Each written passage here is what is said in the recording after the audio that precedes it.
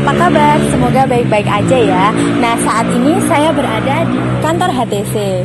Kantor HTC itu ada di mana sih? Lalu apa aja fasilitas yang ada di HTC? Nah, saya akan menjelaskan secara singkat. Ya, untuk lokasinya sendiri, HTC berada di Jalan Tentara Pelajar nomor 25 dekat Patung Ganesha Salatiga. Nah, kami memiliki dua pelayanan utama. Yang pertama ada HTC Counseling Center. Nah, di sini kami menyediakan konseling keluarga, pribadi, dan juga studi. Lalu ada pembekalan komunitas. Lalu pelayanan kami yang kedua ada HTC Coworking Space and Study Room. Nah, fasilitas yang ada yang pertama untuk peminjaman buku, lalu ada coworking space itu sendiri untuk dipinjamkan, lalu untuk pojok komputer, lalu ada free wifi, dan juga ada ruang meeting dan juga ruang belajar yang bisa digunakan untuk umum. Nah, itu perkenalan singkat dari HTC. Lalu saat ini kita akan membahas apa ya? Kalau di video sebelumnya kita membahas tentang pengasuhan anak pada tiap-tiap usia.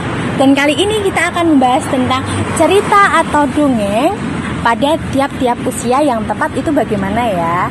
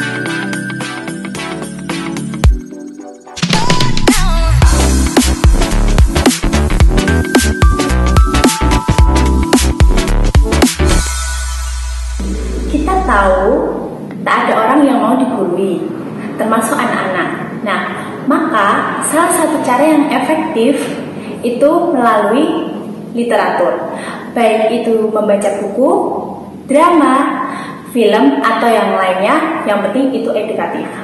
Kita bisa menyediakan buku yang positif dan mendorong mereka untuk membaca. Tetapi untuk anak-anak di bawah umur yang belum bisa membaca, kita dapat mendongengkan bagi mereka, tentunya dengan cara yang asik, menarik, dan juga kreatif. Melalui kita contohnya, kita bisa menggunakan diri kita, memperagakan seseorang itu yang didongengkan. Nah, tahukah ayah bunda bahwa jenis cerita atau dongeng itu bermacam-macam? Lalu di usia tertentu manakah dongeng atau cerita itu tepat untuk dibacakan untuk mereka? Nah, kita akan membahas setelah ini. Yang pertama, untuk anak-anak awal, fabel sering menjadi dongeng pilihan yang tepat karena fabel adalah cerita tentang binatang. Contohnya seperti ini.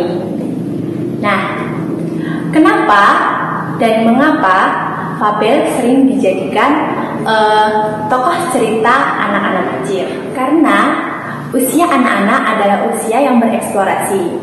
Ia baru belajar mengenal cerita sekitar termasuk binatang. Lalu yang kedua, binatang dekat dengan manusia. Lalu yang ketiga, binatang yang bisa bicara, cocok dengan tahap masa anak-anak yang kaya dan suka berimajinasi. Untuk anak-anak usia tengah, sekitar 7-12, dongeng yang tepat itu adalah dongeng yang berkaitan dengan manusia. Contohnya, kita bisa lihat ini. Nah, ini salah satu contoh buku yang tepat untuk mereka karena anak-anak mulai berpikir logis dan membicarakan tentang sebab akibat. Lalu yang kedua, anak-anak juga mulai menghubungkan hal-hal abstrak dengan dunia nyata. Karena mereka di tahap usia yang lebih intens dalam pertemanan dan juga dunia sosialnya, mulai lebih luas daripada keluarga.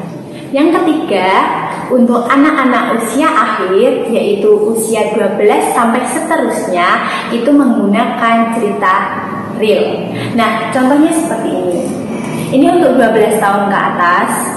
Lalu untuk 20-an mungkin bisa memakai novel. Sebab mereka sudah lebih dewasa untuk mendapatkan keteladanan nyata.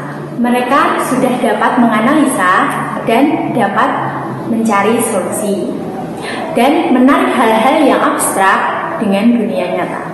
Itu dia penjelasan mengenai pengenalan jenis cerita atau dongeng sesuai dengan usia anak. Oke, gitu dulu ya ayah bunda. Semoga bermanfaat untuk kedepannya dan sampai jumpa ke materi selanjutnya. Dadah!